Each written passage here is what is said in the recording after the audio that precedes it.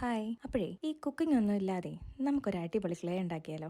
Cooking ചെയ്യാതെ clay ഉണ്ടാക്കാൻ പറ്റുമോ? അങ്ങനല്ലേ നിങ്ങളുടെ സംശയം? അപ്പോൾ അതെങ്ങനെയാണെന്ന് ഞാൻ കാണിച്ചു തരാം. അപ്പം നമുക്ക് തുടങ്ങിയാലോ? അതിന് വേണ്ടിയിട്ട് കുറച്ച് കോൺഫ്ലോറും പിന്നെ കുറച്ച് ഫെവിക്കോളും, ഏകദേശം രണ്ടും ഒരേ എമൗണ്ടിലൊക്കെ എടുക്കണം കേട്ടോ. നിങ്ങൾ ആദ്യമായിട്ടാ ചെയ്ത് നോക്കുന്നെങ്കിൽ വളരെ കുറച്ചെടുത്താൽ മതി. അപ്പോൾ ഞാനിവിടെ ഇത് ആദ്യമായിട്ടായിരുന്നു ചെയ്യുന്നത് കേട്ടോ.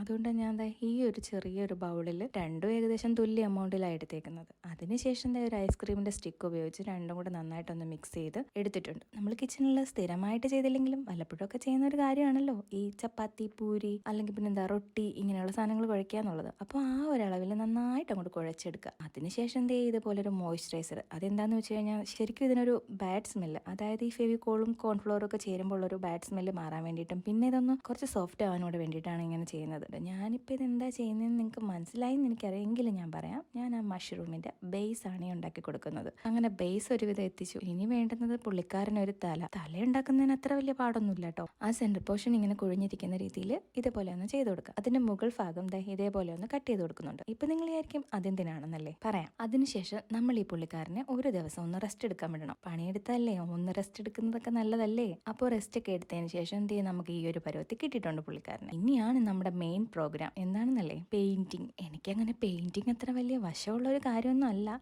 എന്നാലും ചെയ്യുന്നതിന് കുഴപ്പമൊന്നുമില്ല. കയ്യിലൊക്കെ പറ്റും കേട്ടോ, സാരമില്ല, കഴുകിയാലങ്ങ് പൊക്കോളും. മഷ്റൂം എന്ന് കേൾക്കുമ്പോഴേ നമ്മുടെ ഉള്ളിൽ പെട്ടെന്ന് വരുന്ന ഒരു കളറാണല്ലോ റെഡ് ആൻഡ് വൈറ്റ്. അപ്പോൾ റെഡില് പോൾക്ക ഡോട്ട്സ് കൊടുക്കുന്നുണ്ട്. പിന്നെ നമ്മൾ ആ ബേസിൽ കുറച്ച് ഫെവിക്കോൾ തേച്ചതിന് ശേഷം രണ്ടുപേരെയും കൂടെ ഒട്ടിച്ചു കൊടുക്കുന്നുണ്ട്. അപ്പോൾ നമ്മുടെ ഹോൾഡർ റെഡി ആയിട്ടുണ്ട്. അപ്പോൾ നിങ്ങൾക്ക് ഇത് ഇഷ്ടപ്പെട്ടോ എന്നൊന്നും എനിക്കറിയത്തില്ല. ഇതെല്ലാം ഞാൻ ഹാൻഡ് മെയ്ഡ് ആയിട്ട് തന്നെ ഉണ്ടാക്കിയതാണ് കേട്ടോ. ഈ സ്റ്റിക്കറും അതേപോലെ തന്നെ ഈ ഒരു പെയിന്റിങ്ങും അത് ഞാൻ തന്നെ ചെയ്തതാണ്. അതുകൊണ്ട് ചിലപ്പോൾ അത്ര വലിയ രസമൊന്നും ഉണ്ടാകത്തില്ല. അപ്പോൾ നിങ്ങൾക്ക് ഇഷ്ടപ്പെട്ടെങ്കിൽ അത് തന്നെ ലൈക്ക് ആൻഡ് കമൻറ്റ് ബിലോ.